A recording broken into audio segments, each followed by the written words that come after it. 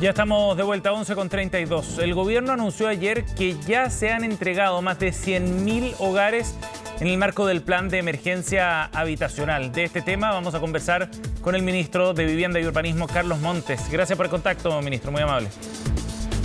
¿Cómo está, Sebastián? Buenos días, gracias por el contacto.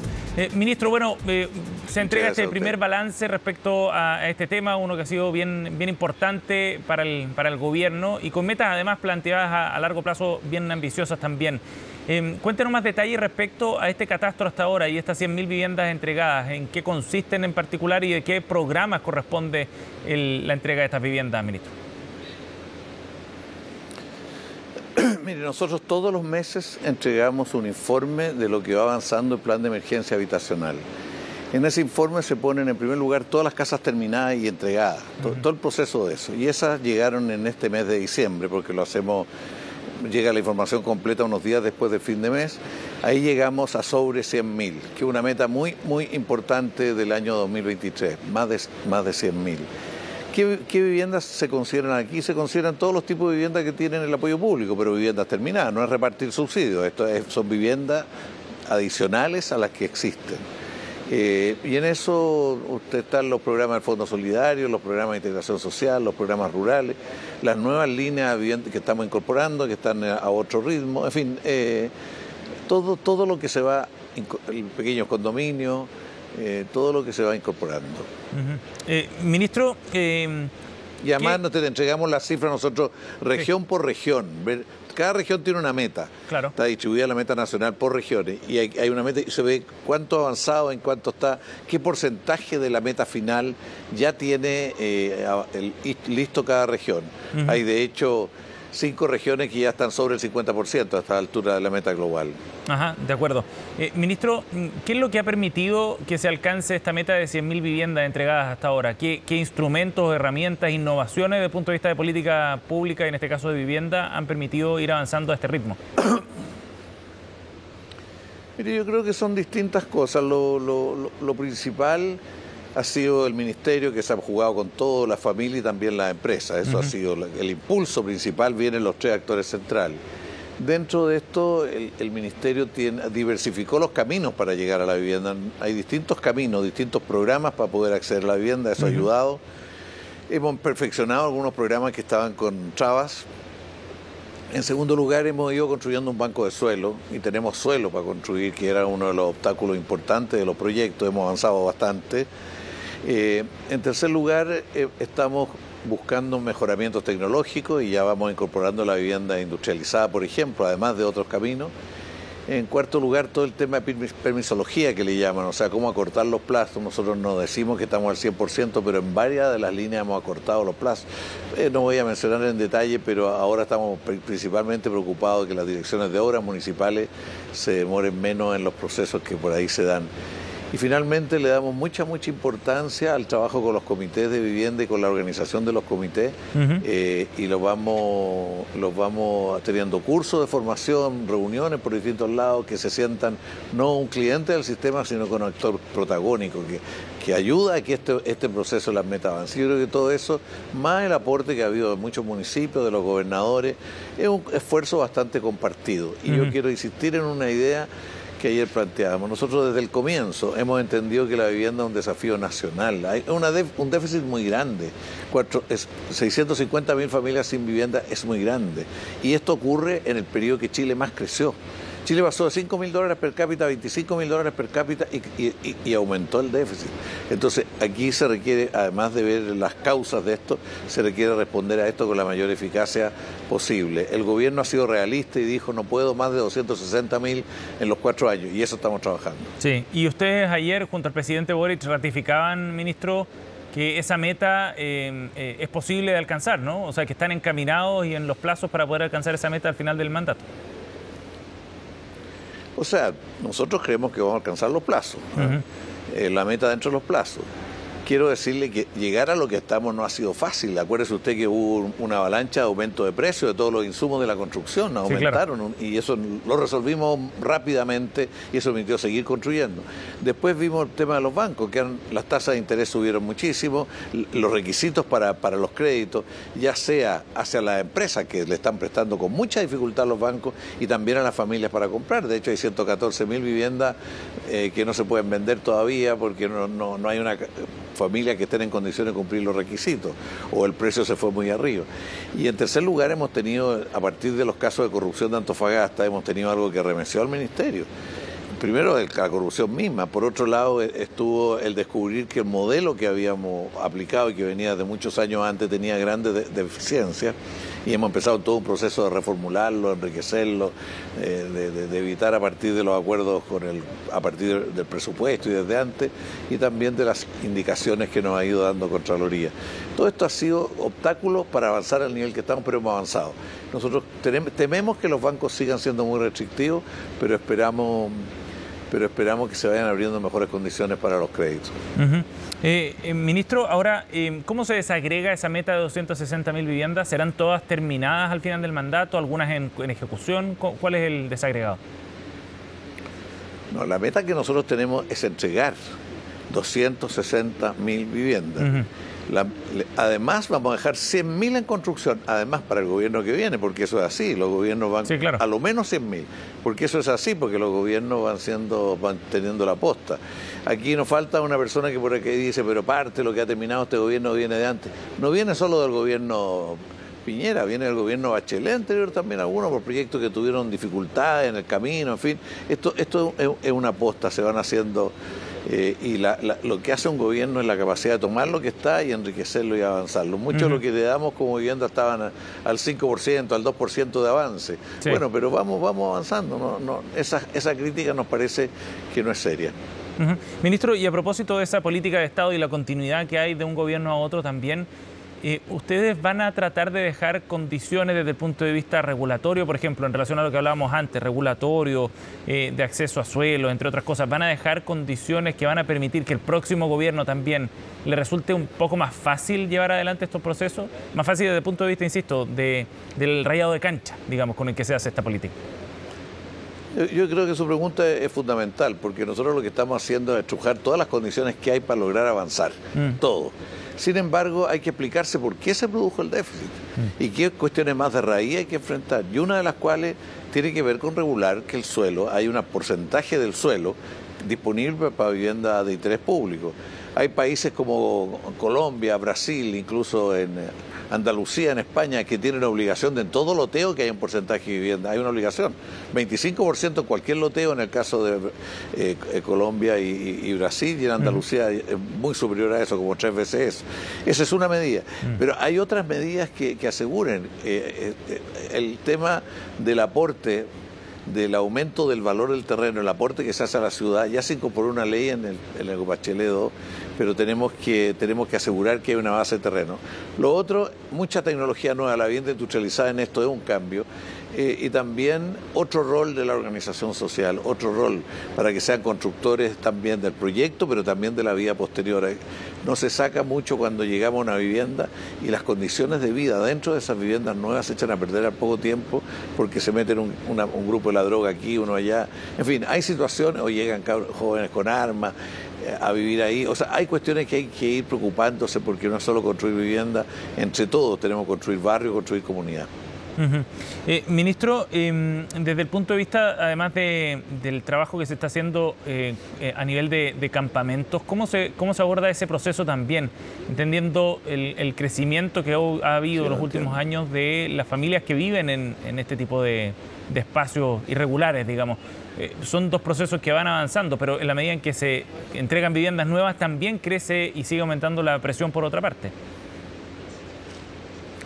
Mire, esto es un tema antiguo que Chile tiene, por lo menos desde que se vuelve la democracia, ha tenido programas orientados a las personas que viven en campamento. Lo primero que uno tiene que preguntarse es por qué las personas se van a campamento. Y la razón de fondo es porque la cantidad de vivienda en la sociedad es insuficiente. No tiene mucho cómo acceder de distintas maneras a las viviendas públicas o a las viviendas privadas. de financiamiento de interés privado. Hay un tema de esa naturaleza, por lo tanto, entre más viviendas producimos, menos estímulo va a haber para irse a un campamento, porque va a haber otras alternativas. Esto puede ocurrir diferenciadamente por regiones. Ayer estuvimos, por ejemplo, en Coquimbo, y ahí se está viendo en Coquimbo que hay alternativas, porque ya están incorporando alguna familia de campamento dentro de una cuota de los programas regulares y personas que reúnen todos los requisitos, que postulan como debe, que cumplen los requisitos de nacionalidad en caso de ser extranjero, en fin. Entonces, lo primero es eso. Lo segundo, nosotros queremos que algunos de los campamentos que hay, que lo que estamos trabajando, algunos que hemos logrado resolver el problema del terreno, o es estatal. Aquí se trata de transformarlo en un barrio de la comuna, construir eso en un barrio de la respectiva comuna, partir como ministerio con los serbios, pero que esto siga con los municipios en todo el trabajo permanente con la familia y termine en urbanizado, con las calles, con las veredas, con la luz, con el agua, con todos los elementos. Y finalmente hay otra parte que hay que buscar a algunos de los otros grupos que se los va orientando al conducto regular, otros que están viviendo situaciones de riesgo. En Copiapó tenemos que en las piscinas que se construyeron para la eventual aluviones, se construyeron piscinas, pero hay gente viviendo dentro de esas piscinas, y estamos viendo cómo sacarlo, porque no es fácil. A la gente se resiste a salir, pero se va a venir la ola, como ya ocurrió en otros lados, y puede realmente provocar grandes desastres, problemas de urgencia. Aquí en Santiago tenemos Lamparaíso, también un cerro de mucha pendiente y mucho riesgo. En la Florida tenemos a la orilla de la quebrada de Macul Ministro, un problema también similar. Por eso lo que quiero decirles es que estamos, lo principal es que haya vivienda regular, lo segundo, los campamentos que se puedan transformar en barrios, y lo tercero, evitar la inseguridad y estimular a muchas personas a postular por el camino regular. Ministro, ahora, todo este proceso de trabajo del Ministerio de Vivienda con estos objetivos que se ha planteado ha estado atravesado también por el caso convenios. ¿Cuánto de esos escándalos de financiamiento y las investigaciones asociadas han significado algún perjuicio para el desarrollo del trabajo del Ministerio también? ¿Cuánto ha afectado avanzar hacia ese objetivo de llegar a esas 260.000 viviendas? Yo creo que ha afectado el ánimo del Ministerio, porque se empieza a hablar que el Ministerio ha sido asado. El Ministerio de la Vivienda no es un ministerio corrupto. Tiene funcionarios que se la juegan mucho por los objetivos de las viviendas para la familia. Se la juegan, y gente, incluso distintos sectores políticos, porque vieron una historia de personas con una particular sensibilidad y preocupación por la vida de los chilenos que viven, de las personas y las familias que viven en esta condición. Bueno, esto afecta en el ánimo, afecta que obliga a estar permanentemente haciendo informes, buscando, entregándole todo lo que podamos al Ministerio Público, a la Contraloría, al Consejo de Defensa del Estado. En fin, tienen sus exigencias de tiempo y de trabajo en otras tareas. Pero a pesar de eso, hemos avanzado en las metas, y eso es lo que valoramos mucho. Ministro, y desde ese punto de vista, ¿qué esperan ustedes respecto a las investigaciones, o en qué están más bien las investigaciones dentro del Ministerio de Vivienda sobre este tipo de transferencias? ¿Ya han concluido todas esas indagatorias que se hicieron a nivel de seremías, por ejemplo, a nivel interno? Mire, aquí hay que ser muy claro. Democracia Viva hay una sola, y en Antofagasta. Alguien dijo por ahí a la prensa que había una por región, eso no está demostrado, no lo dice el informe de la Contraloría, no está en ningún lado. Hay una sola. El acto de corrupción neto que desencadenó todo fue en esa región. Y de esos dineros, que fueron 426 millones originales, hoy día el saldo que ellos tienen que pagar son 90 y algo, 97 creo que son. Porque lo demás le embargamos lo que tenían unas cuentas, ellos hicieron algunas obras, en fin. Ese es el caso de Democracia Viva. Eso va a terminar con alguna sanción del Ministerio Público, con alguna propuesta, en fin. Después tenemos en O'Higgins, tenemos dos situaciones que están también en el Ministerio Público, que tienen otra historia. Uno que viene del gobierno anterior, pero que son personas que siguieron operando en este. Arquiduc se llama la empresa, la fundación. Y hay otro que es RIC, que está vinculado a gente de este gobierno, pero que antes trabajaban con el FOSI, personas que, si me preguntan vínculo político, tienen más concertación o socialista, pero esto no es trabajo partidario, sino que es trabajo producto de en fin, ahí tendrá que determinarlo el Ministerio Público, no me atrevo a decirlo.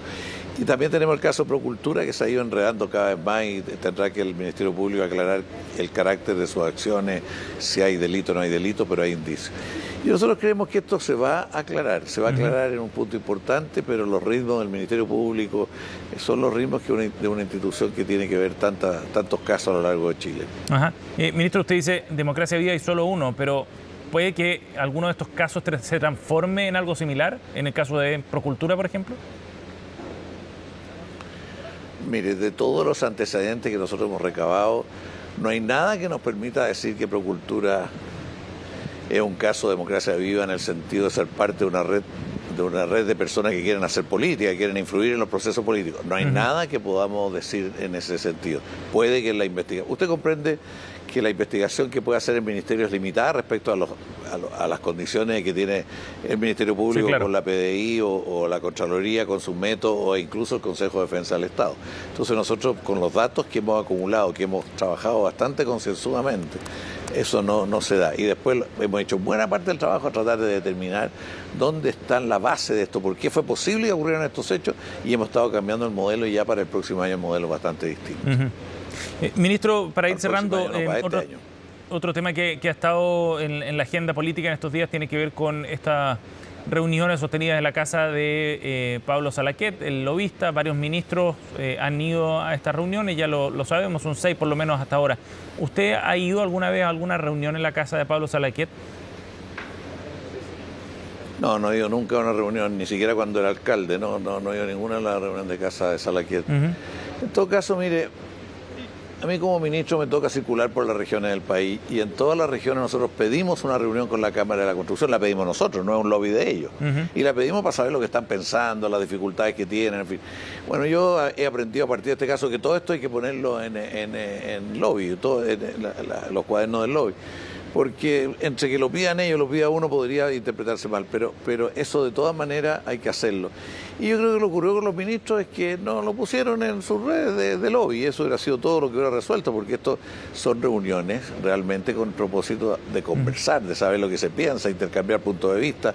Eso es necesario, es legítimo. Yo no lo descalificaría, no creo que haya ningún proceso de negociación de nada. Acuérdese usted que a mí me tocó varias de las reformas tributarias, participar en los equipos. Ahí eran unas negociaciones, cada una de las reuniones que se podían hacer en casa, se negociaba tal artículo, tal. Acá eso no ha sido el caso, es de otra naturaleza. Ajá, ¿pero fue un error?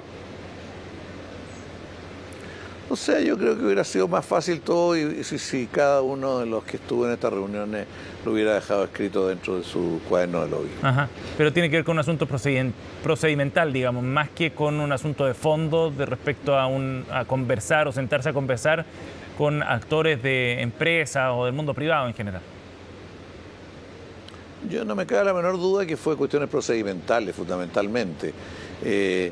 Y quiero repetir, es muy necesario que la autoridad política converse con los empresarios, converse con los sindicatos, converse con distintos... Hay que estar permanentemente conversando, porque la política es antes que nada eso, conocer la diversidad de puntos de vista, a partir de lo cual poder recoger, mejorar las distintas visiones. También es importante que hable en la universidad, que hable en distintos lados. Claro, pero tomando su ejemplo... En toda la área, incluido la nuestra. Pero tomando el ejemplo, son algunos solamente los que pueden acceder al lobista Pablo Salaquet para generar estas reuniones, porque los sindicatos no logran hacerlo, digamos, ¿no? Y eso genera un desbalance en ese contacto entre autoridades públicas y el mundo privado, o la sociedad civil. Bueno, pero pregúntele al ministro Marcel, pregúntele a la ministra Jara, ¿cuántas veces se han reunido con los sindicatos y recogiendo opiniones, recogiendo visión? Muchas veces lo han hecho, muchas veces. Bien, ministro Monte, gracias por conversar con nosotros. Quisiera agregar un punto. Sí. Perdón, pero quisiera agregar un punto sobre lo que conversamos antes. Quiero decirte que la vivienda pública que estamos hoy día construyendo ha ido gradualmente mejorando su tamaño. Hoy día estamos entre 50 a 55 y 60 a 65. Ese es el tamaño de las viviendas. En general hoy día tienen envolvente térmica. Y eso es bien importante, que haya menos calor y menos frío en esa vivienda. Que haya un sistema de circulación de aire para evitar condensaciones interiores. O sea, además, el tamaño es bien importante. Acuérdense que el 90 eran de 34 metros las viviendas. Incluso antes del 90 hubo viviendas de 20 y tantos metros. O sea, se aumenta el tamaño y además los barrios se van teniendo equipamientos mejores. Sí. O sea, se van mejorando las condiciones. Y yo le pediría a CNN que sobre este tema, cuando quieran, el Ministerio está en condiciones de mostrarles los lugares, que vayan a ver las viviendas sociales, que tengan posibilidad de conocer. Muchos de las personas, los equipos de ustedes que van a terreno se impresionan mucho, pero no sé cuánto se comunican y lo conocen las personas que son parte de la dirección del canal, porque la política de vivienda pública es una... Sí, lo hemos hecho, hemos estado en esos actos también. Ahora, encantado en todo caso de recoger aquí invitación para ver el desarrollo de las viviendas, de todas maneras. Cuando ustedes quieran. Gracias, ministro, bueno, que esté muy bien. Muy bien, muchas gracias a usted, Sebastián. Hasta luego, buenos días.